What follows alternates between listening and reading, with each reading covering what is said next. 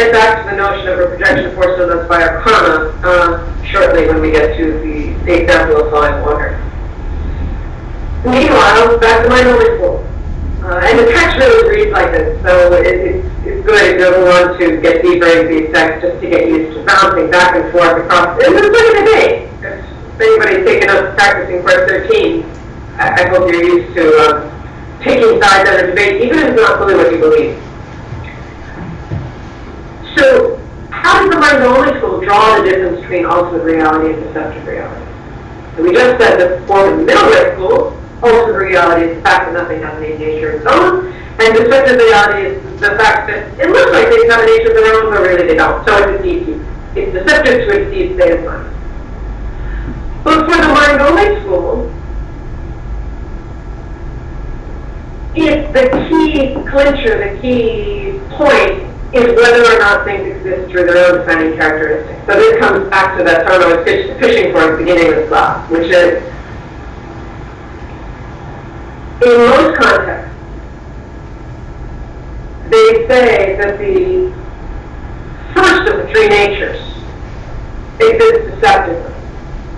It is an example of deceptive reality. Those are constructs. And the last two natures, dependent things and yoga group totality or emptiness, exist as an example of ultimate reality in the mind-only school. Because, as we've said, dependent things exist through their own defining characteristics, therefore they are ultimate reality. And emptiness exists through its own characteristics in the mind-only school, therefore it is ultimate reality. Now, it's more complex than that, because in the passages, sections pretty much immediately following where Course 15 stops, in this same text on distinguishing between figurative and literal, there's a point at which Papa acknowledged that there are two what he calls joksul, or ways of positing it, ways of setting it out. Because there's many mind-only contexts which talk about ultimate reality as the thing that you see on the path of seeing. The thing that you see when you're seeing ultimate reality directly. And they acknowledge that dependent things like cars and streets and walls are not what you're seeing when you see emptiness directly. Perceiving dependent things, even perceiving dependent things free of construct, is not what will put an end to our spiritual obstacles. It is not what will lead us to liberation. So they do, in some context, acknowledge that it's only the third construct. It's only the third nature, the third of the three natures, totality, which exists ultimately, or it is ultimate reality.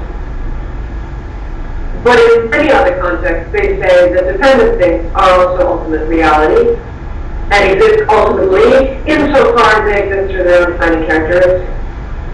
So the middle one, the dependent things, are kind of like the swing boy. Sometimes they're talked about as being deceptive, sometimes they're talked about as being ultimate. But when they're spoken about as being deceptive, it's not that they're deceptive in themselves, it's because they are the basis.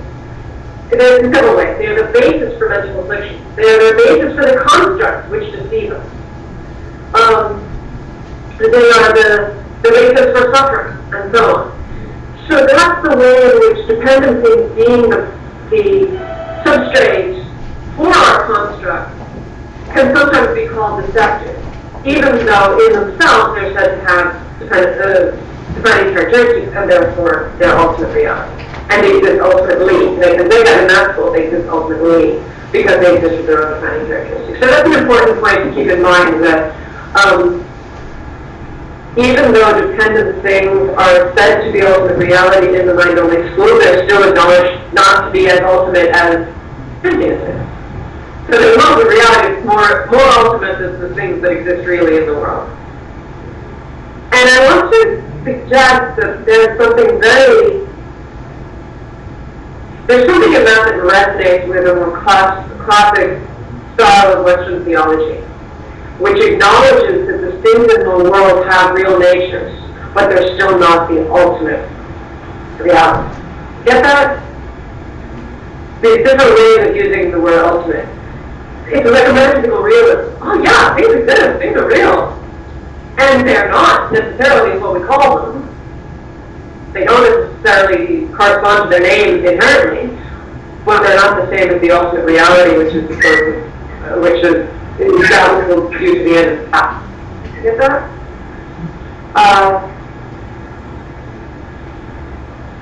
Yeah. So the next one that we pretty much covered already, but now I'll give you the terminology. What is it that the mind-only school means when they say it's a valid perception, which is a subject that perceives an object, and the physical object which is perceived are of the same substance? Can anyone say, because we've discussed this before, what's the real meaning of substance here?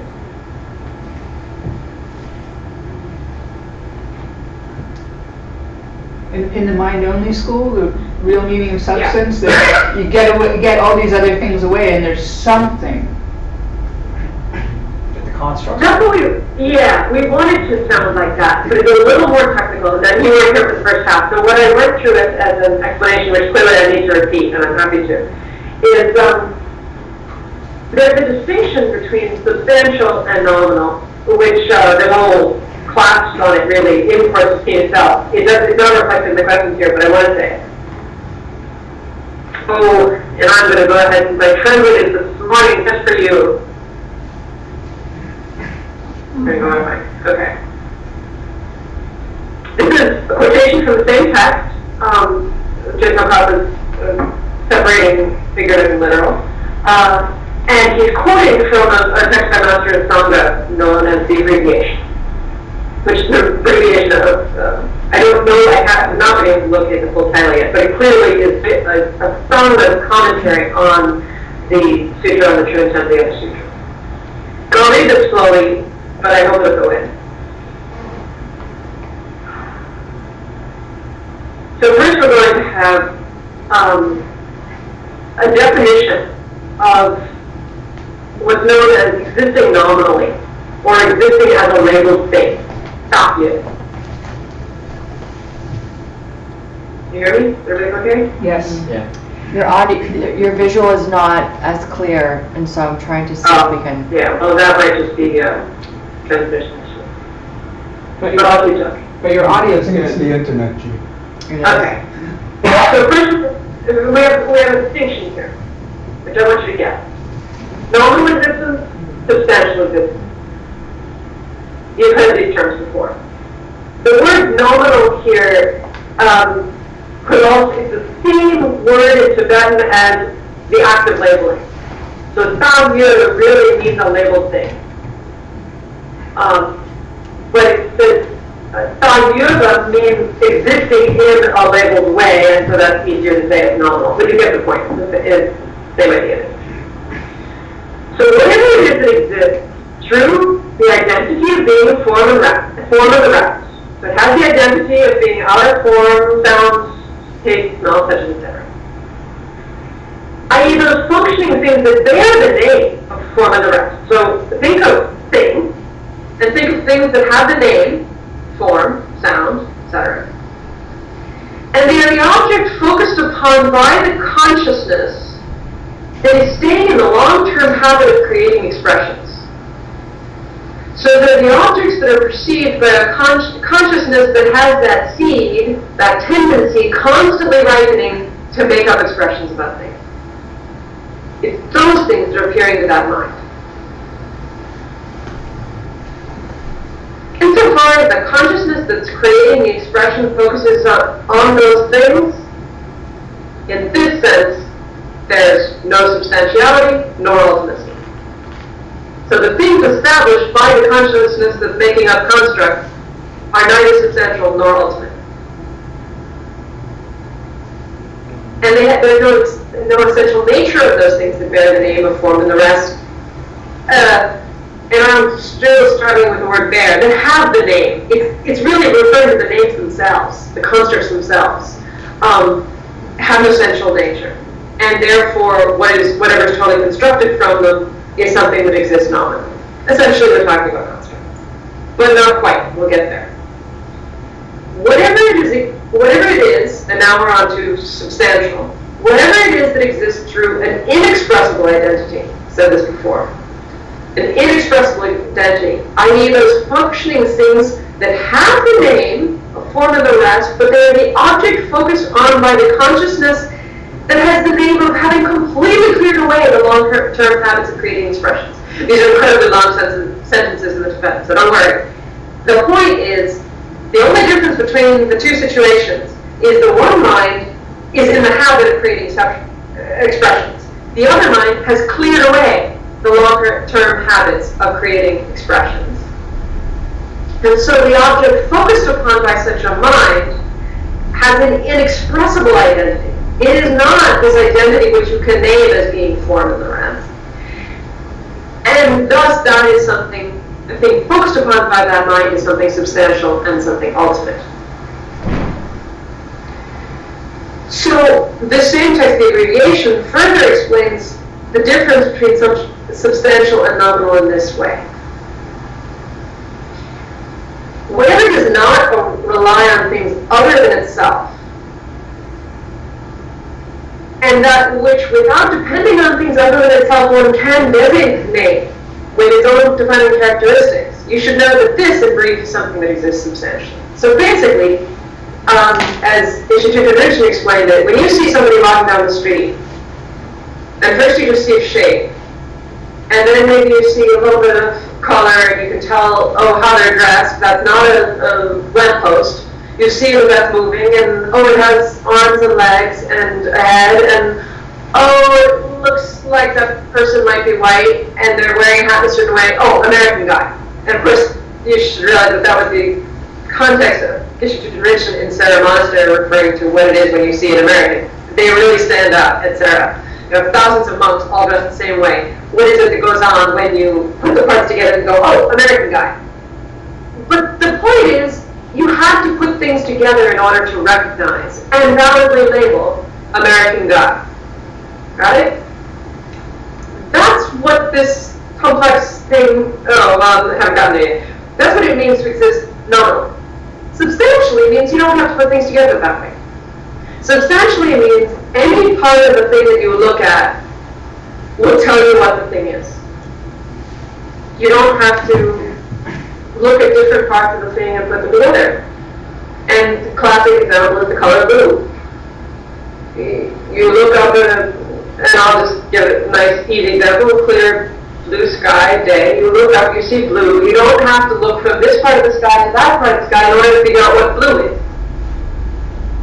And of course, in Western metaphysics, Aristotelian, blue is an accident, it's not a substance. Don't be confused by that. The point here is that form, being color, would be blue, and in that case, that would be a substantial thing. It would be a dependent thing that has a substantial identity of blue. The key, the most important example here is mind itself. If you could have a direct perception of the mind itself, you wouldn't have to put things together in order to know that it was mind. And so you identify mind as having a substantial existence.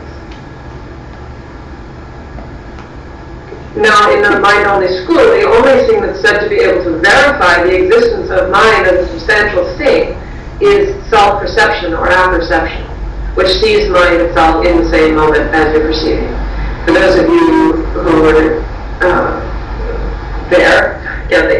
were there for course 12, especially, you may remember Shantideva refuting apperception by saying that a sword cannot cut itself and a lamp cannot light itself. Is that familiar? Mm-hmm. Yeah. So the middle-way school rejects this notion. But for the mind-only school, it is essential to have the notion of a state of mind which can simultaneously perceive itself, because that's the only kind of mind that could verify that mind itself is something you can see without having to look at anything else. Not even moment one and moment two. You just see it directly. Just like the way you can open your eyes and see blue directly, or see white directly with I want to say unmixed with anything else. So when the mind-only school uses the word substantial for mind and says that the object of awareness are not a separate substance as mind, as hard as I can understand them, this is years of thinking about this, and I'm not saying I'm right, but it's the best I can do. If you understood that both the object of perception and the subject of perception are coming from the same karmic seed, you don't need to look at two different things in order to understand what's going on. It's one continuum.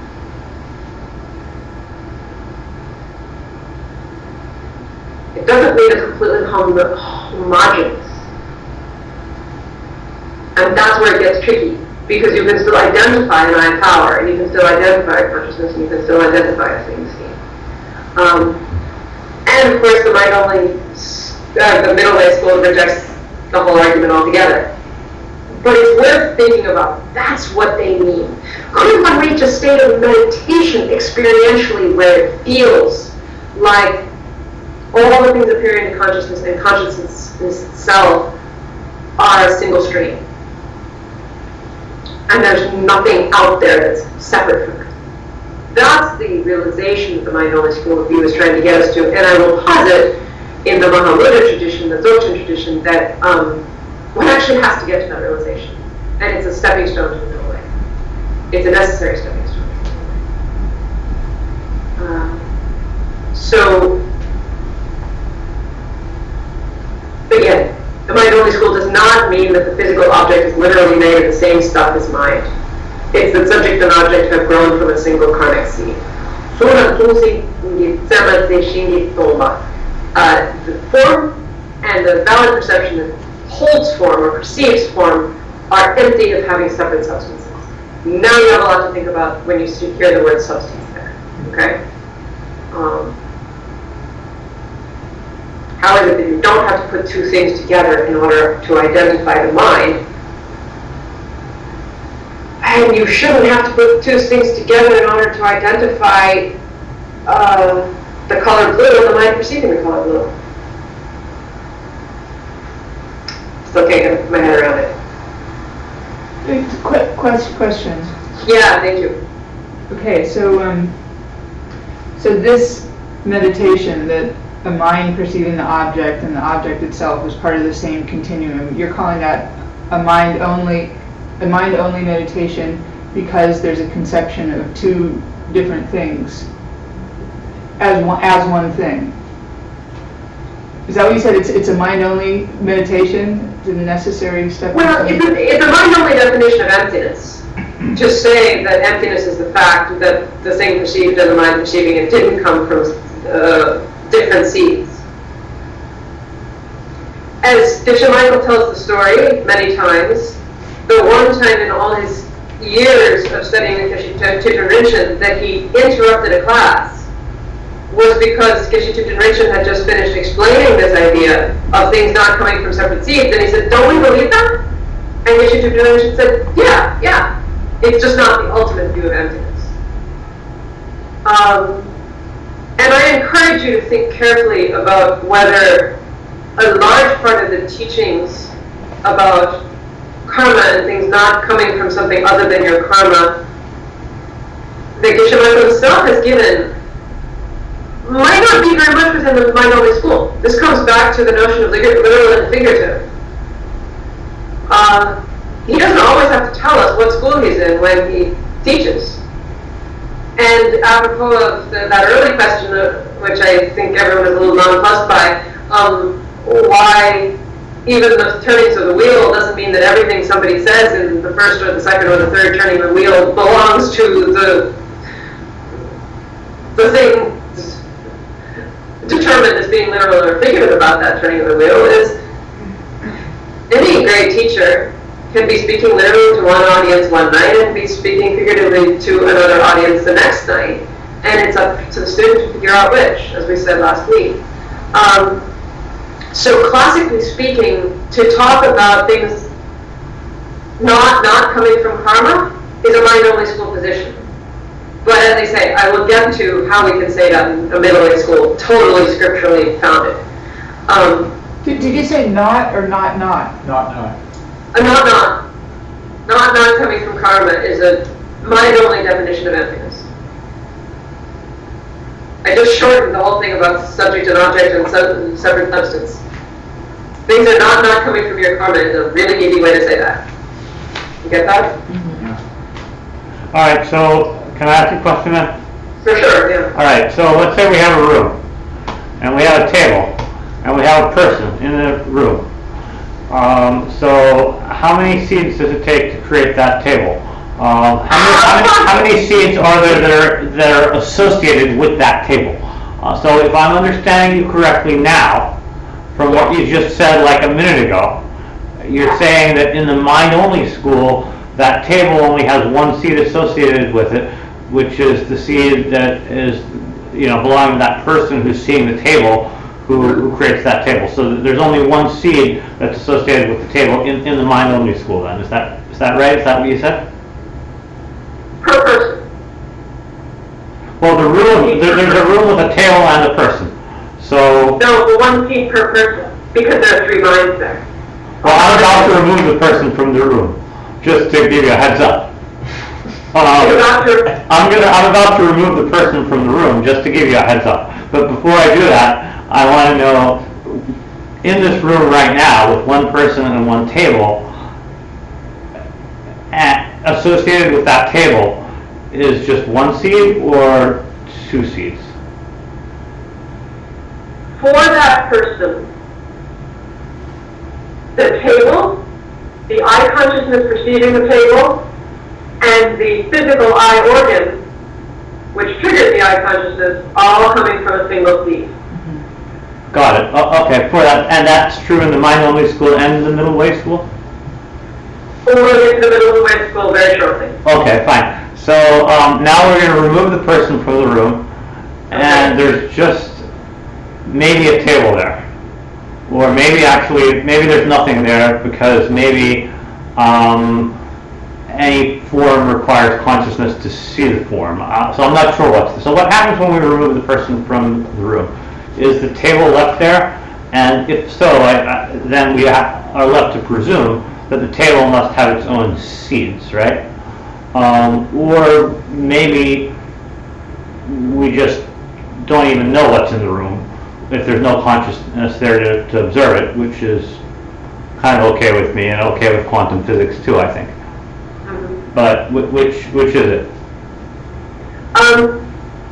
So from a mind-only school point of view, since we're doing that, maybe asking a question from that point of view, it's important to realize that this whole thing about consciousness and object isn't just where I am in my conscious perception right now. They say this whole planet comes from seeds.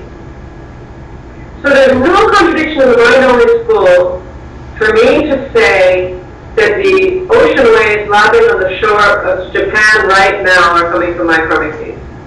From a mind-only point of view, no problem. No problem.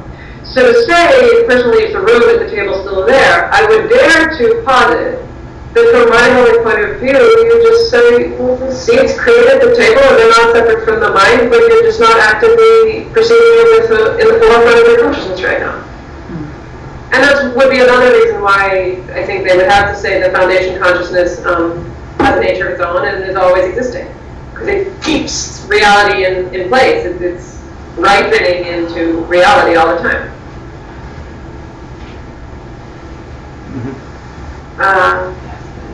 Now, I thought at the beginning you said something about 2 people in the room.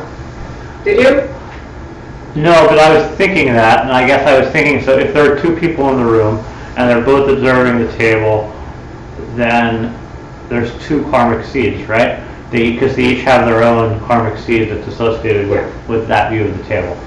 Is that? That's right. And this problem comes up, which is that in the mind-only school, if the table that's being produced by the karmic seed is real and has its own defining characteristics, but people have to have separate foundation consciousnesses, and there are a lot of really good arguments for that. There's not just one big foundation consciousness.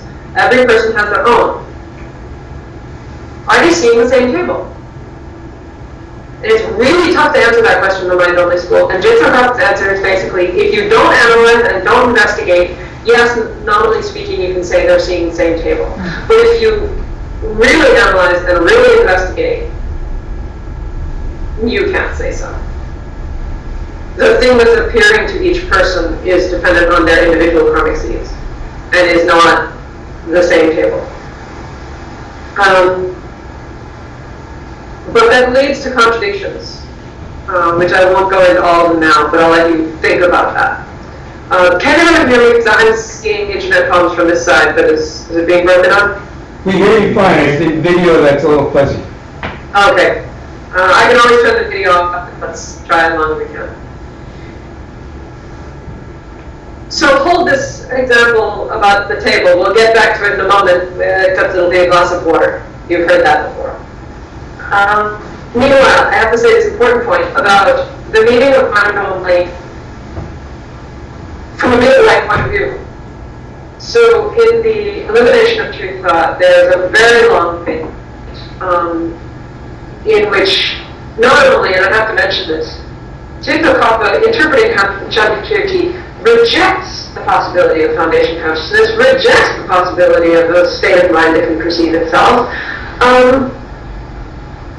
This is the third thing.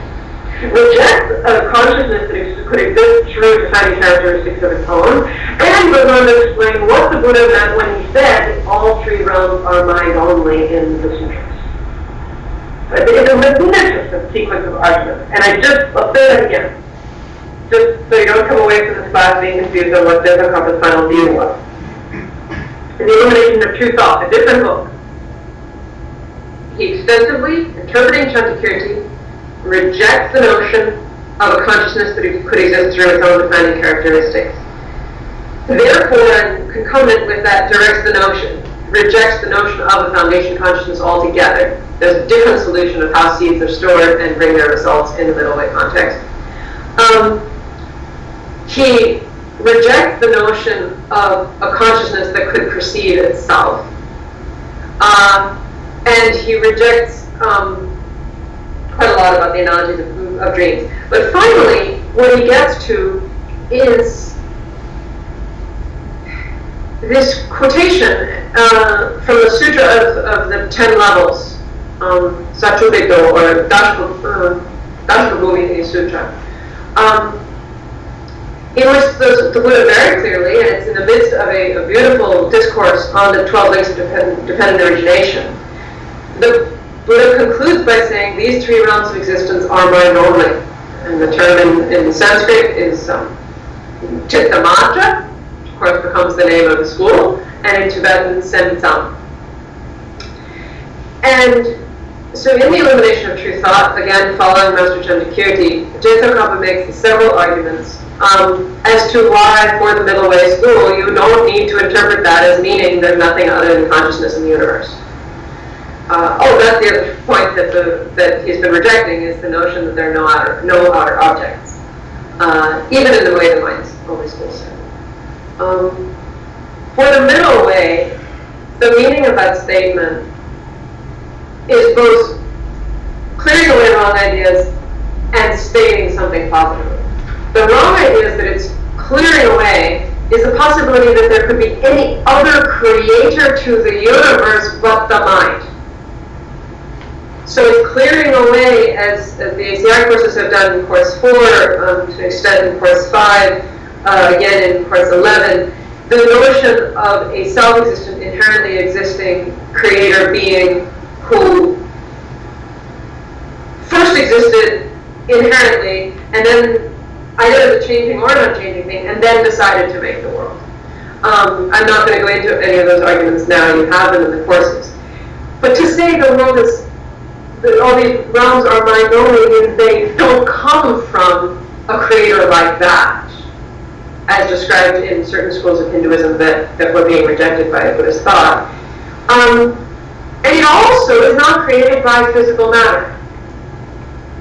So it's saying the world is not really just coming from atoms and molecules and molecular forces and gravitational forces and so on. It's the mind that is the main thing. And so, there's a beautiful verse, which I've been doing a lot of work on, where, I won't go into the analogy now, but basically saying there are other places in Scripture where you say a word and there's another word implied. So when you say mind only, what the Buddha implied was mind only is the main thing. He just didn't say is the main thing. But you have to accept that that's what he meant. Because he's not saying that outer matter doesn't exist, and he's not saying that the mind is somehow an inherent creator. Because, frankly, if the mind had characteristics of its own, it would lead us right back to all the problems we had with the self-existent creator. So rather, it's that mind, by being conscious and planting seeds, which in turn ripen into future instances of consciousness, creates the entire cycle of the 12 links. And remember, this was a sutra on the 12 links of dependent origination. The whole sutra isn't, but this passage was. And so the way that the mind creates the world is by causing us to collect karma, which in turn ripens into a world which then the mind perceives and plants more seeds. That's the cycle. But Chandrakirti goes on to say, in almost the next verse, a series of maybe 6 verses on this whole point, if there were no mind, there would be no karma.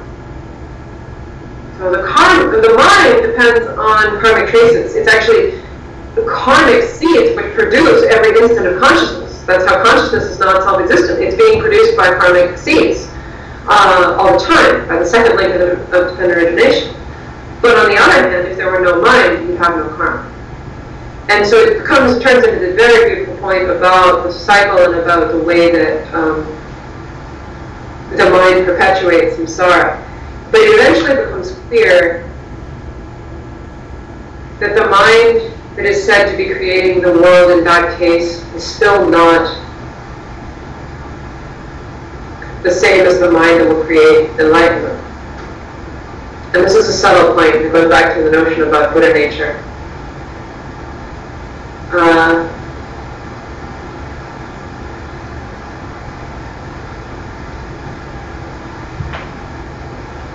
In a Buddha Samaja Tantric commentary, Tsongkhapa quotes these same lines refuting a wrong interpretation of mind only. And there he very explicitly says the same point, which is that it is Yikinapasheva, our mental consciousness, which is the foundation of all 3 realms. Because insofar as any individual person can create an existence, a life, an experience in any realm, the mind has created it. But he's then juxtaposing that to the mind of Vajradhara, who is the Buddha in a tantric context. And he very clearly says, Vajradhara will create tantric, the sacred, enlightened world. But don't think that Vajradhara created samsara. Don't think that the mind of the Buddha created samsara. And so, I can't go into any more detail about it, but there's this very, very subtle distinction that's being made as to the nature of the consciousness, which is the foundation of all samsaric worlds. And the fact that somehow through practice, there's nothing else we need to do but work with our minds in order to reach enlightenment. But by the time one is enlightened, it won't be Naprashepa anymore. It won't be conditioned consciousness. It won't be the kind of consciousness that is produced as a result of the second link of dependent origination, which is karmic traces, or karmic seeds. So what I'm trying to say, and this is a point that has been dawning on me more and more clearly, to say that the mind is not inherently existent, to say that the mind is dependently originated, means that every single instant of our mind is arising on the basis of a seed opening. You've heard this before. But that means if there were no more seeds, there would be no more consciousness of all kind. You've always heard that mind goes on forever. But mind doesn't go on forever by itself. It goes on forever because there are causes for it. And if there were no more karmic seed, there would be no more sentient being's mind. If there were no more karmic seed, there would be no more suffering mind. So there's got to be something deeper that will become a Buddha. And it's not our mental consciousness. And this goes back to the potential misunderstanding of Buddha nature.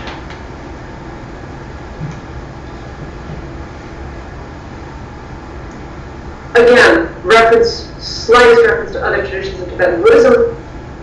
There's the notion sometimes of the ultimate reality of the mind, said me, or mind itself. In the Mahamudra tradition, there's also the ultimate reality of the mind. You may have heard the term the subtle mind, very subtle mind, clear light. You may have heard the term in its Dzogchen context of Rigpa, or pristine awareness. These are all referring to the ultimate nature of the mind, not the deceptive nature of the mind, not the mind that's being produced by causes and conditions that are stained by karmic traces and by misunderstanding reality. So even though the deepest layer of very subtle consciousness will go on from here to enlightenment without a break, the surface level of our mind will not continue in that form.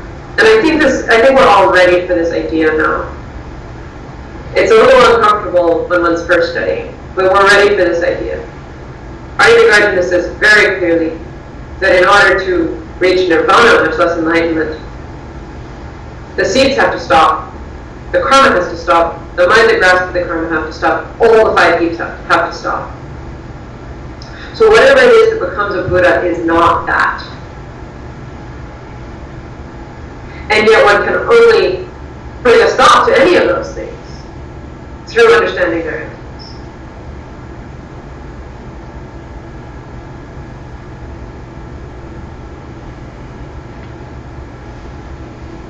Because it's late and there's still a lot more material, and if anybody needs to go, please feel free. I don't want to cut this short because it feels important to say as much as possible tonight, but please don't feel it's rude if you have to go. Just very briefly, I'm not going to spend time on the independent group of the middle way school. There's a significant section of that in your reading, which is very important, and it's really echoing some of the readings are the same as Course 2 on Buddhist Refuge. So if you go back to that now, it might be very helpful to sort of see how your own understanding of those arguments about the magician's stick and the snake and the robe and other things like that, how they echo for you now, how it makes sense.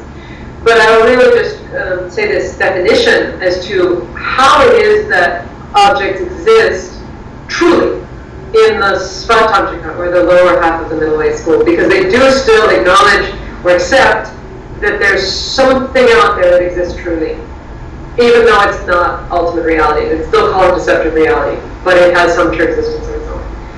And I'll say the Tibetan because I like it so much.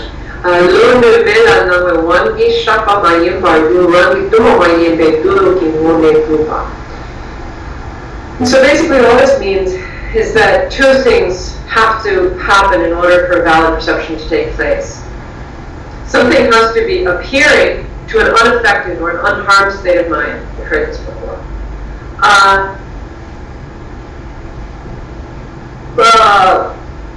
But there also has to be a thing out there that is appearing, exists through some nature of its own. But sorry, I made a mistake, which I have to correct immediately. The lower half of the middle way school also rejects the notion of things existing truly. This definition is describing what a thing would have to be if it existed truly. And that they're saying is not possible. Let me just pause for a second, I think it's wrong. Yeah, so if something existed truly, then it would not be something that was merely appearing to a mind that was unharmed by various factors like being drunk or jealous or blind or cataracts or so on. And something that had its unique nature of its own. So, sorry, hope I didn't confuse you.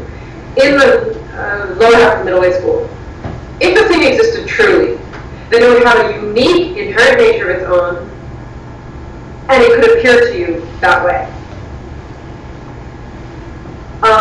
And it wouldn't depend on the fact that it's appearing to an unaffected state of mind. Whereas, for that school, the way things actually do appear is through both sides. So it's a difficult negation. Basically, it's saying, if something existed truly, it wouldn't need your side.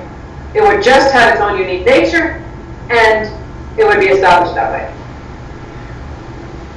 But to get that school's view of how things do appear, it's a two-way street.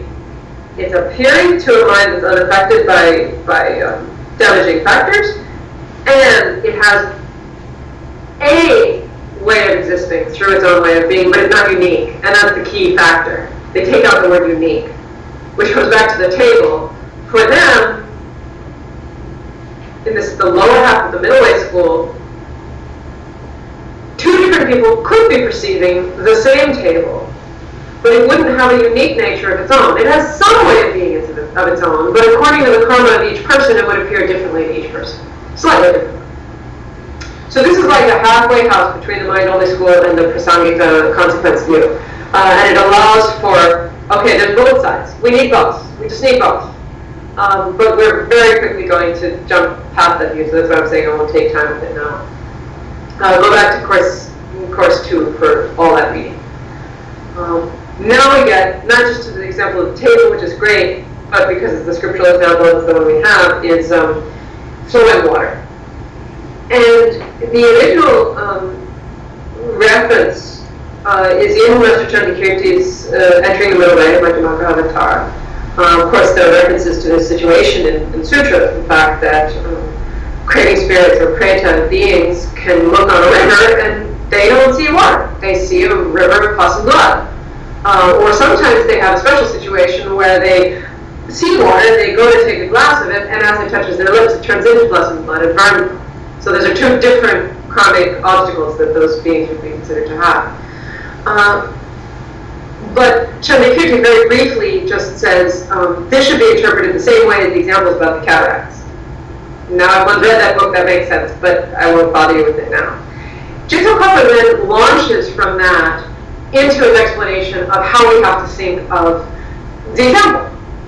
And the reading that you have had, both in Course 5 and Course 15, is actually not from Jigsaw Kappa, it's from Kendrick Benpadarye, who is a later commentator in the Yoga tradition. And it has much more detail than Jigsaw Kappa's section. But Jigsaw Kappa's section says it all, and that's what, in particular, if anyone's interested, I've been translating that, and I'd be happy to share it. Jigsaw Kappa's original version. The situation, as it's transformed in Kendrick Benpadarye's text, is into a glass of water, which I happen to have one here, which you can probably see. Original example is a river. It's useful to think about the river because it shows you're talking about an entire environment. It just makes it a lot bigger. You feel like, oh, there's a human who's walking up to the river, and there might be a craving spirit there we can't see, and the craving spirit is seeing an entire river of blood. But since we are all familiar with the glass of water example, what is there? If all three beings, and we add a third being, perhaps of the Deva realm, or a pleasure being, doesn't perceive water, they perceive some nectar of ambrosia. Extraordinary taste. The human perceives water. The craving spirit perceives pus and blood. Now, mind you, probably those three beings mutually can't even see each other, much less see the same glass of liquid. But the key question is, are each of their perceptions valid? Yes. But if there's a single object, and they have three different perceptions, does that mean there's three objects? Or is there one object that exists in three different ways, in which case that kind of makes mincemeat out of the notion of valid perception? I mean, valid perception means you perceive something the way it is, right? So if there's a single thing there, and three different beings perceive it in completely different ways, that kind of makes laughingstock of the notion of valid perception of reality. Why can't there be? Has that ever bothered anyone? Why can't there be three valid perceptions? There can only be one. Well, there are three valid perceptions. Right. We just said that. But are they of a single thing? One thing, three perceptions forced on each being by its karma, no? Right. That's the party line. I'm just trying to let you think about it, because the problem that Jigsaw Kappa is dealing with is well, it goes on to quote a mind-only school text, but I'm not going to get into that now. If you say there's only one thing, but the valid perceptions of the one thing contradict each other, then how could there be such a thing as valid perception? Valid perception means you perceive the thing the way it is. And if there's one thing the one being perceives as water and one thing that the other being perceives as pus and blood, then there is no such thing as valid perception.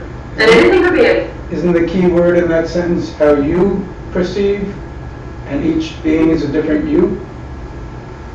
Yeah, but one has to get more subtle about it. What is the thing that's being perceived by the perception? Is it the wet and flowing? Can't say the water, because it isn't water to other beings.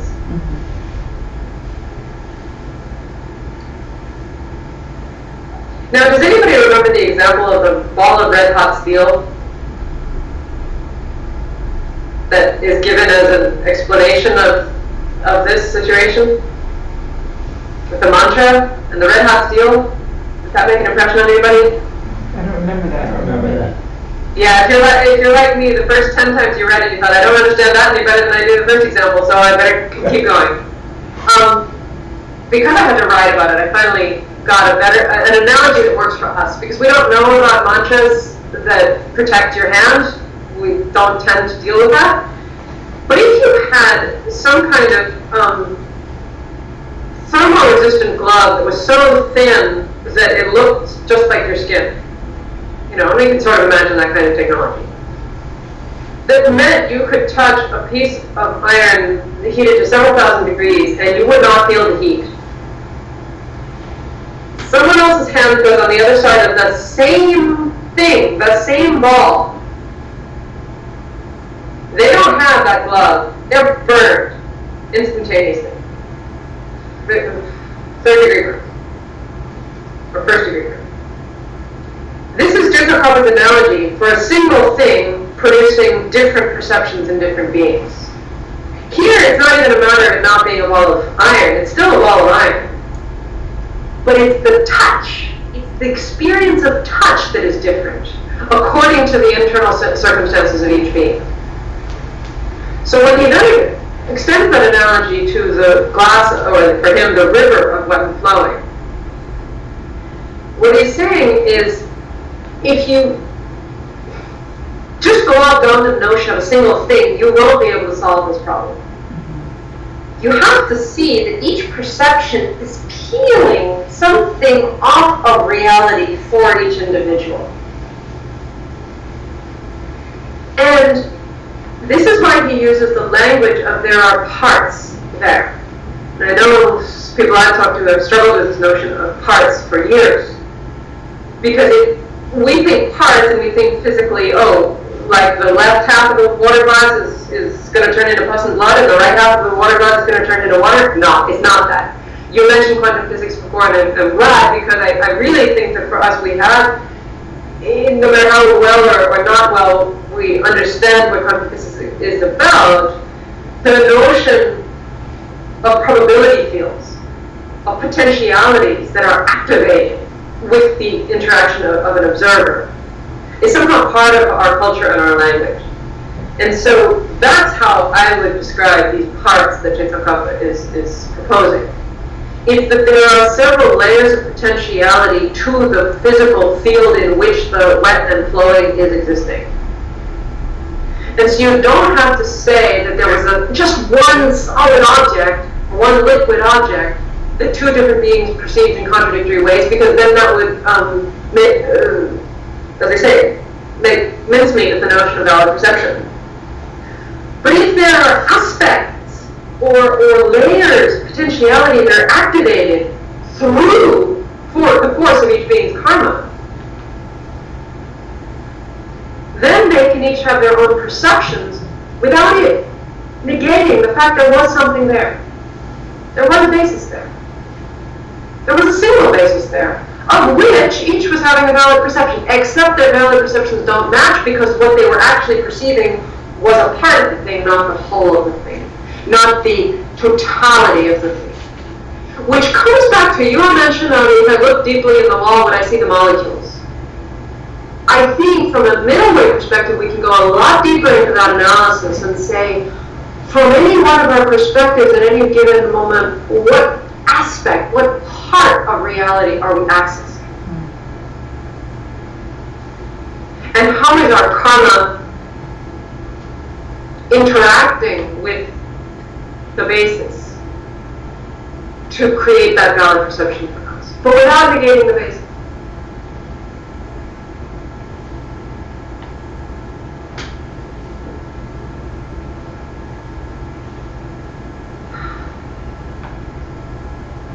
Now, I won't take time with discussion, but I know we're all going to wonder what the basis is. Is it really there? You know, we'll have to go there. And all I can say at this point is you won't ever find it. But that doesn't mean it wasn't there at the level that it functioned. So when you were talking about wet and flowing, there was wet and flowing. When you were talking about water for humans, there was water. When you're talking about neutrons and electrons and protons in the conceptual framework of the science that for which those are valid perceptions, then those are there. There may be other layers we can't even imagine right now. The role that karma takes, we've always heard of projection force on you by your karma, as we said before. I asked a question to one of the geshes I studied with at Romaling Nunnery, but all the teachers there were still geshes men. And so I managed to put the question to him, what the relationship between a seed, which is a changing thing, and a mental image, which is an unchanging thing, what that relationship is. Because we've all heard in, of course, 13, for example, about the notion of quality and things characteristic of those qualities, the notion of a junchi, or a mental image, right? And we've always heard that things are projections from our side, and the Tibetan Tope Partaksam, which means things exist in the middle way school only as projections from our side. But we just finished talking about this basis. So what I really wanted to know was how this geshe would explain the relationship between the ripening of bhaktaks, or mental seeds, which have to do with consciousness that's a changing thing, and the arising of an unchanging thing, namely a mental image. And I'm not saying this has answered all my questions, but he said a key phrase, which I hope I don't misquote.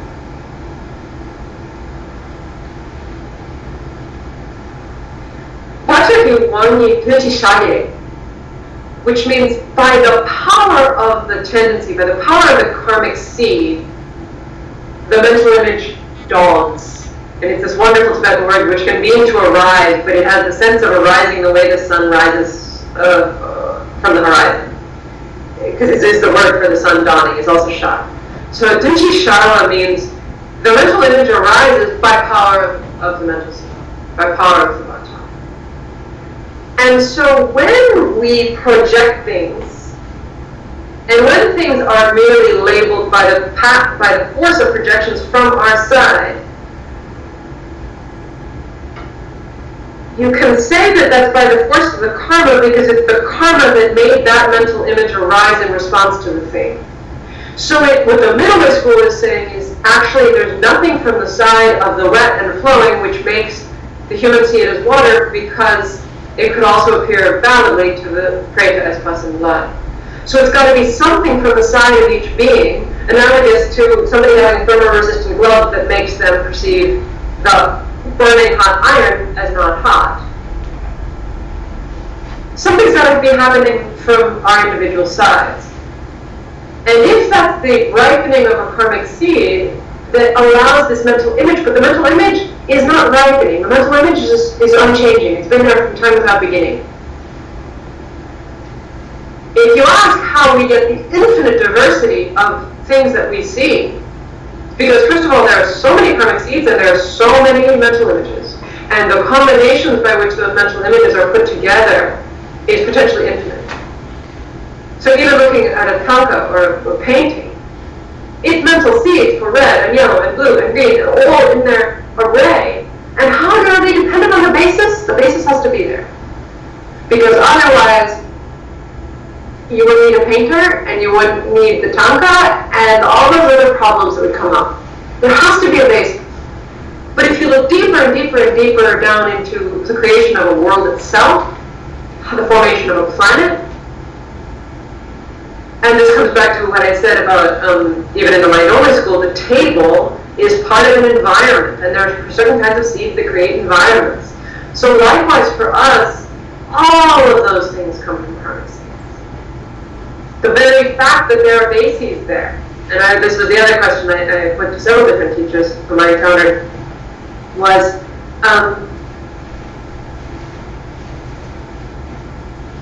is the fact that there's something wet and flowing there also coming from the shared karma of those beings. And at first I was misunderstanding because if I said the wet and flowing, then he said, no, that's a label. That's a label that can only be known by somebody who knows the definition of liquid. And I made clear, no, I don't mean that. I mean the fact that there's a basis. And so his answer to that was, well, you can say that there's a shared basis on the basis of their shared karma, but if you look deeply, you won't find that either. And obviously I'm translating all this, and I've listened to this tape hundreds, not hundreds, but many, many times. He was acknowledging you can't really ever find a shared basis. And he went back to the mind-only analogy, really, of the fact that if two different beings have their own foundation consciousness, and they're both producing the table, then can you really say it's the same table? Now, in the middle way of school, I think it's easier to say that it's the same table because you're never saying there's an ultimate table there anyway. You're never trying to establish a dependent thing that has a real nature of being a table. You've kind of given up on that. So it's easier to say, in a fairly labeled way, it's one table. Fine. Until we look more deeply, and then there's no table there at all because it's just a configuration of atomic particles whizzing around at inconceivable speeds. And if you look even deeper, you realize, as I've heard some quantum physicists are willing to say, if you understood the mathematics of what's going on in a single atom, any mental image you try to make about it would be wrong. Because you can only express what's going on through mathematics. And you try to make a pictorial image, it's going to be wrong. Because we can't hold all those variables in mind. And so the deeper we look in reality, the more the possibility of there being a real basis there will dissolve. And it's the dissolution, the dissolving of things that are supposed to be appearing in a certain way, which if you go back to the three principal paths in ACI Course 1, that's what Jason Kappa says, when dependent origination and emptiness are no longer alternating in your mind, but merely looking at dependent origination, merely looking at the complexity of this interaction between infallible cause and result, and the fact that there are no borders between anything, then the way you're holding things will dissolve, and you'll be seeing emptiness. But seeing emptiness, understanding emptiness, will instantaneously and automatically make you see dependent origination. But dependent origination in this very subtle way, which is something there has to be a basis merely labeled, and it's through the force of karma that mental images arise. But it was actually exactly at that moment in my conversation with Mr. Geshe that he said, don't make my thought come, which is, in the middle way, it's only from our side. Because you will never find the basis. But again, you can't say the basis. Is that helping? I mean, please, I beg you, don't stop struggling with this. Because just saying it will not end our mental afflictions. We have to see it. We have to be able to watch ourselves in a situation that's creating intense mental affliction and have a mind that's quiet enough for meditation. Be able to notice, oh, that's the label that's arising in my mind right now. Doesn't have anything to do with inherently what's going on. So I don't want to keep you too much longer, just very briefly, there's an important quotation from the very end of Gentle Prabhu's text on the art of interpretation, where he explicitly acknowledges that for him, the real meaning has to be in the middle way. Consequence, he says, who, as Geshe-Michael translates, who on earth who understood these things would fail to take the system of the realized being, the Gardana, as their form. Literally just, who would hold as principle the great system of the Gardana. So now these last questions are really just our, it's the summing up of why all this matters. Of course, we've been working very hard to avoid the conclusion that anything is just what we want it to be, because we all know that's not the case. Please, go outside and make the whole world exactly what you want it to be tonight, because it's just your labels. Right? I mean, it's absurd, so we know we can't go there. It's the understanding the nitty-gritty of karmic seeds and how they ripen, which, frankly, most of that detail in Buddhist scripture comes from the mind-only school. That's why one reason why the mind-only school is so important. It's nobody describes karmic seeds so well as the mind-only school. And it's just these little adjustments that have to be made in order for that to work in a middle way view with no foundation consciousness. So, if you think that the way you're labeling things in every single moment is planting a seed for how you label it tomorrow, it's habits, but it's really subtle habits. Habits we don't even realize what we're doing. And so, it's one of the very last things that Geshe-Michael said, and it's like his grand finale to the ACI courses is keep your book. And I totally admit there are times I can't think of anything that relates to that particular vow or see how that vow relates to what's going on in my life those 2 hours. But it is the habit of checking your mind, of returning over and over and over again to what seeds am I planting? How do I want to change the seeds I just planted in the last 2 hours in order to make them better? You can use your book as dedications. You can write little prayers in your book to somehow make it more meaningful than you thought it was, whatever you did in the last 2 hours. You can do a lot of seed planting just through writing. And then, of course, there's meditation, there's our actions, there's our service. There's the way we just see people on the street. Every single thing we do with our minds is planting seeds at every moment.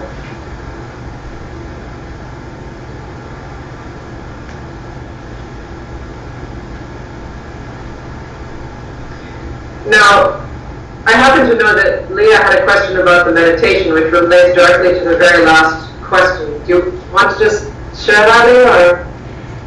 Sure. And I guess it goes back to what you were saying, like we have to debate, we have to go back and forth. I mean, my impression is that that's studying the mind only so intently is really that it helps to enrich the middle way. Mm-hmm. And so the meditation is, I guess it's like find an affliction and go back and forth, sort of seeing it as mind only or middle way. Although I interpreted that as like take anything and just go back and forth. And I guess I don't know. I guess I'm still trying to sort of understand the necessity or like the fun, the joy. I get this impression it's like mind only is almost like more fun or something. But if there's a value for seeing it from a mind only point of view, that again it enriches. And I guess sometimes I just struggling with that. Yeah, for me, and I can only speak personally here, there's something more comfortable about the mind-only view in some ways. The notion, the reassuring sense that there are dependent things that are really coming from karma. Again, it's not dependent things out there from their own independent causes and conditions, that's denied. But things that are coming from seeds, and yet our labels are secondary. It's the labels that we have to get rid of. But somehow, the world itself won't disappear. There's part of us that wants to hold on to that. And so it's that notion of dependent things. What are Shenhua? What are other power things? That I think it applies to something in us that's grasping at them. And so trying to hammer away or chisel away at that cusp. What is the difference? What is the difference in views? Between saying there's an inexpressible object that we can't even perceive right now that's really coming from our karma, and it's just the constructs that we have to let go of, or rather see that they don't exist definitively. What's the difference between saying that and saying that if we look for the thing that gets the name, we'll never find it? That's the most succinctly that I can say it really is. What's the difference between holding there must be a dependent thing with its own nature in order for causation to take place at all, and saying, I'm looking, and I'm going to keep looking, and I'm going to keep looking until I am sure that it is unfindable. You can't just give up because you didn't find it the first time around. We all know that. You have to keep looking and keep looking until we're absolutely certain it is impossible for there to be a thing which had characteristics of its own.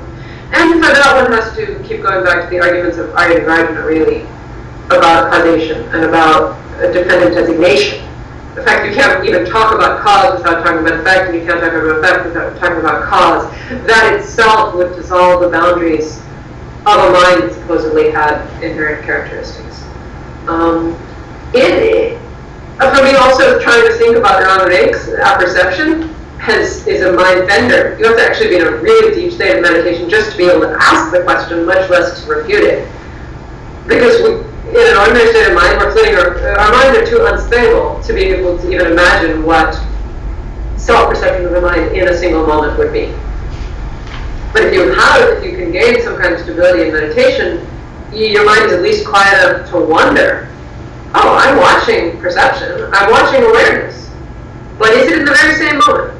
And so you're sort of turning the spotlight on your own mind, and you're trying to figure out, am I watching mind in the same moment or the past moment?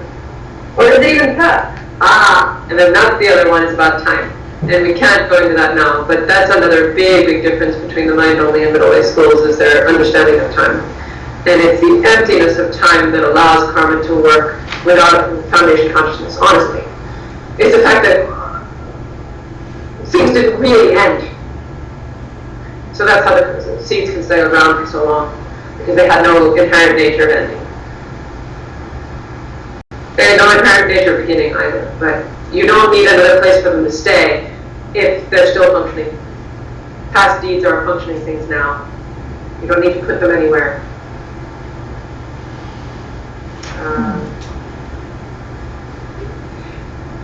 It's funny, I thought that the meditation you were referring to, Leah, was going to be the meditation for this class in the review session, which is actually regarding this statement from the Heart Sutra, which, read the Heart Sutra before you do this, because it's very, very subtle, the language that's there. It's talking about the end to age and death, but it's also talking about there not being an end to age and death, because there's an emptiness there. Everything that the Heart Sutra denies, it denies insofar as it could exist through characteristics of its own. Basically, that's the specification that Tsongkhapa would put on every line of the Heart Sutra. But what would it mean for the fact of change insofar as a body gets old and dies? What would it mean for that itself to be a projection? It's a process. It has to do with time. There are a lot of emptinesses there.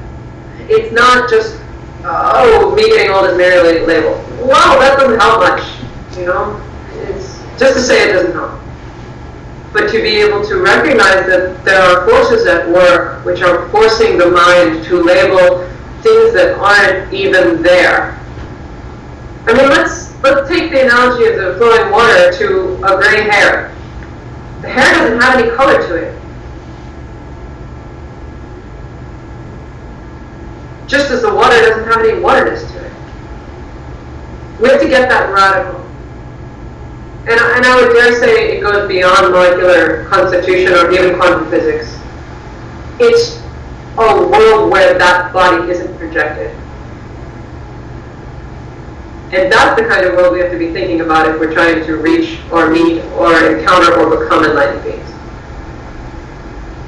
Because they don't deal with the physical properties of our material world at all. The bodies of enlightened beings are made of subtle physical form that doesn't have molecules. They don't obey the laws of nature as we know them. It's a different system. It's a different quantum system, you might say, but it's not produced by the same karma that created this world and this universe and the planets and everything else. So to access a world where there is no death, to access a world where, as I've been doing some reading lately, these manifestations of the rainbow body of yogis in Tibet, where literally they're, within a week after their death, there's no body left. They've, you call it, dissolved, dematerialized every last particle of the physical body from the point of view of their post-death meditation. And I don't mean as in remembrance death, I mean they weren't in that body anymore and then did something to that body from outside of it. Or I don't even know whether to say outside or inside. You see what I'm saying? We have to try to imagine a world where dematerialization could happen. We have to try to imagine a world where the laws of physics don't function the way they do for us.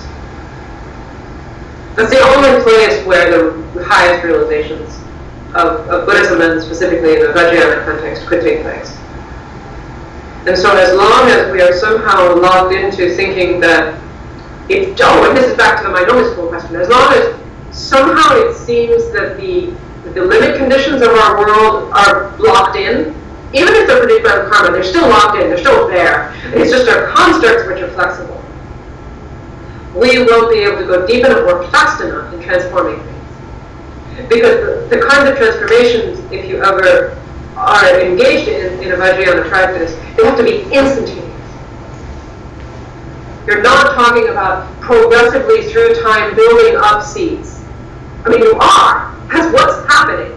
But your mind can't be locked into thinking those seeds will take time to ripen. Your mind has to be so open that karmic seeds could ripen instantaneously.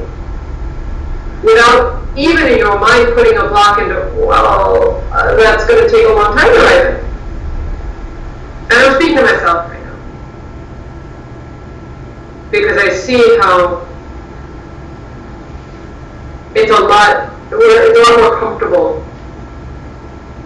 to live in a world where causes and conditions have some nature of their own. And everything just sort of methodically has to progress. And even the whole mind-only notion of Buddha nature that has to be cultivated. One goes from not being a Buddha to being a Buddha on the basis of cultivation of a certain seed. And just speaking nominally, you could describe the Sutra Mahayana path in the same way. Nothing wrong with that. But the kind of realization of emptiness that's necessary for true Vajrayana practice has to be able to transform your perception instantaneously without hesitation. And for that kind of transformation, it's this Prasanika middle way view that I will dare to say can't even be locked into the notion of karma. Because you have to be able to dissolve perceptions because you've dissolved the very karma that you thought was there making them. Because even karma is not self-existent in the middle way school. Precisely karma is not self-existent. So even though a mental image may be arising based on the ripening of a bhakta, one's analysis of emptiness in or out of meditation has to be able to dissolve the very fact that that's the karma that's ripening now. And that's sophisticated. And that takes shamatha. That takes stillness. So in the final question of, okay, where are we in our paths? What do we need to do to progress in our path? I, as someone most of you don't even know, beg you to take very seriously. What are the things, the million little things that are totally functioning, that seem to be holding you back or slowing you down in your path? And to be willing to take the steps necessary on a daily, hourly basis to bring about the transformation, the stability, the clarity, the intensity of motivation, the sharpness of mind. His analysis of emptiness is so deep and so penetrating that you're not walking through your ordinary world every day. That's mindfulness. That's holding something in mind that you will not forget. And it's very difficult to do. Because the force of the mental seeds that are making us see New York as ordinary, or California as ordinary, or anywhere else, Utah Tantric Monastery in the Himalayas as ordinary. It's just as easy to do there as it is here, and I can tell you that from experience. It's not about going to a different place. It's about the seeds that make even Tantric ritual seem ordinary when you've done it enough. And so the penetration of the mind, and of course it is bodhicitta that will get you there. It is the thinking about the people who need you, past, present, and future, that will give you the motivation to have that kind of mindfulness. And I'm using this word because it's so popular now. It's what are you keeping in mind? Not just are you being mindful of a thing that's out there, really. Are you keeping a dhamma, something in remembrance that you have decided upon because it's your path and is what your teachers have led you to and your own inner heart has led you to over millennia? You will not stray from that. And that's what will enable you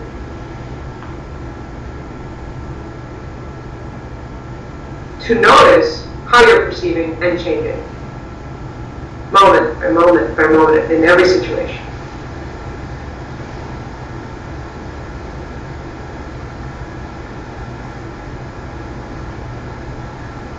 And I had a thought in the meditation today that I just want to share to leave you with.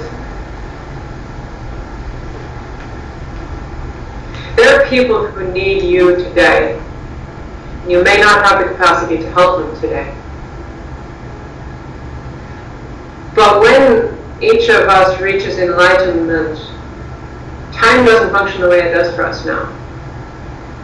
And so you, as an enlightened being, can help people in hospitals today, people in the bardo today, the people going through a nervous breakdown today. Your future Buddha can help them now. And I think that's a kind of refuge.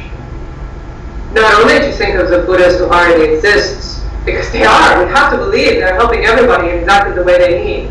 Well, why can't we see that yet? Of course, that comes right back to the question of emptiness. If we're a craving spirit, we can't see that water no matter how hard we try. So we can't yet see the world in which the Buddhas are already helping every single person in their deepest pain right now.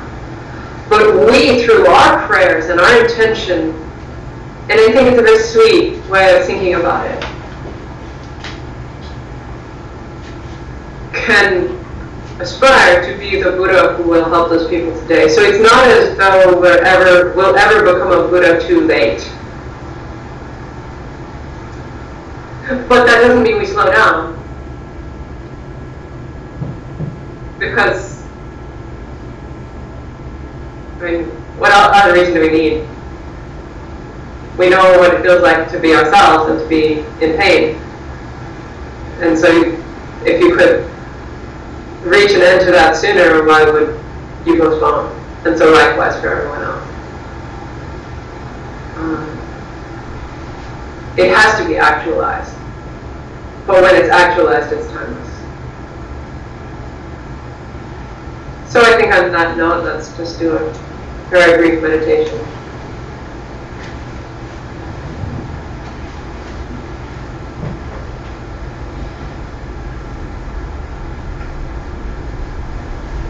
As quickly as you can, try to return to the expanded state of mind you created at the beginning. Reaching to people in every country and village.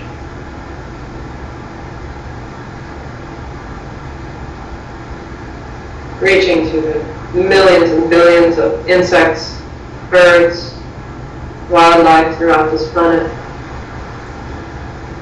fish at the bottom of the oceans.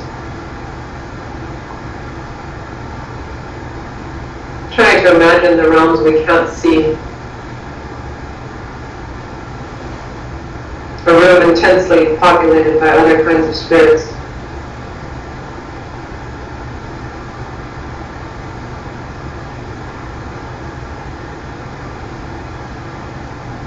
Try to see a stream of light connecting your heart to each one of these beings. And then expand across space to other worlds, other planets.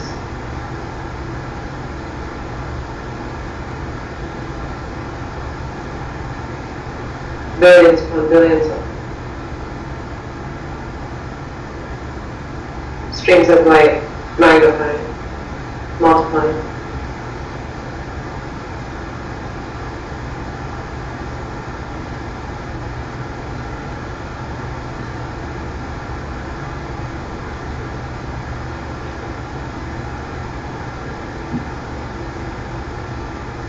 And make a promise in your heart.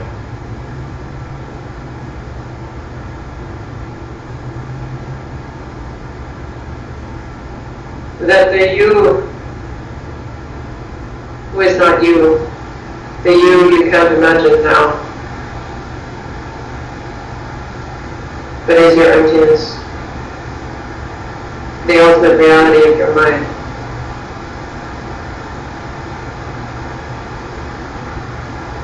Is and always has and always will care for those beings.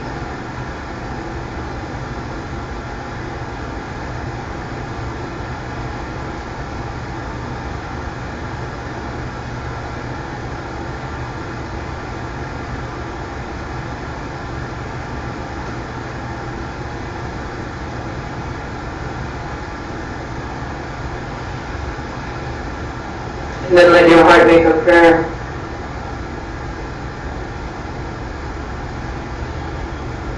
For some specific thing you see you must try to do today, tomorrow, next month.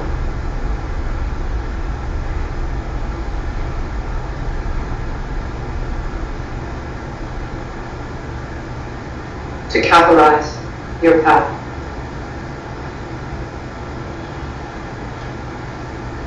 Maybe you have no idea what it is. You can ask for help from this ultimate reality of your mind.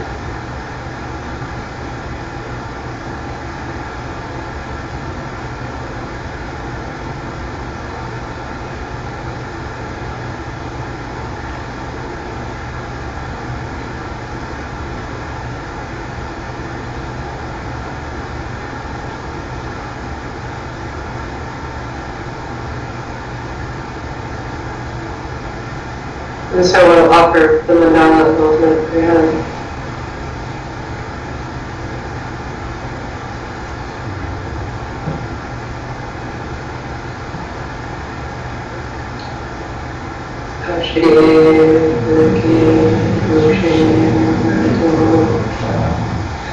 Yajā